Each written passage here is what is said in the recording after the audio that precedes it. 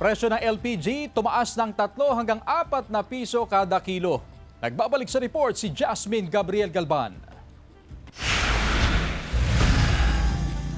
Apektado na rin ang presyo ng LPG sa patuloy na kaguluhan sa Middle East. Tumaas na ng 3 hanggang 4 na piso sa kada kilo ang LPG o katumbas ng 30 hanggang 40 piso sa kada 10 kilos ng LPG. Ang kasalukuyang presyo nito ngayon sa merkado. Kung tutuusin, hindi pa raw ito masyadong mataas kung ikukumpara sa kasalukuyang presyo ng produktong petrolyo na halos doble ng itinaas sa loob lamang ng 3 linggo. Nag-normalize siya siguro kasi yung mga bumili ng mga additional tanks or extra tank, may laman pa hanggang ngayon.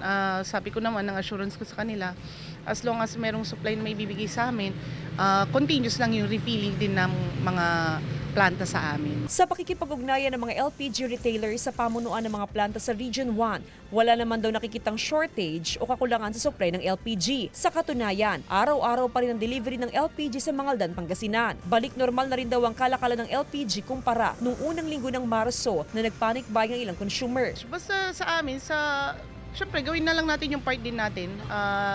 For every basyo, dapat ipadala na or ipa-refill na kagad. Dahil sa mataas na presyo ng LPG, minabuti ng ilang consumer na gumamit ng kahoy at uling sa pagluluto. Kahoy na lang po sa kauling, tapos sinasamahan ng kahoy sa kauling. Mas tipid yun? Mas tipid po. Bumili na ng maraming kahoy si Ana Marie para may magamit sila sakaling tumaas pa ang presyo ng LPG. Nag-uuling po.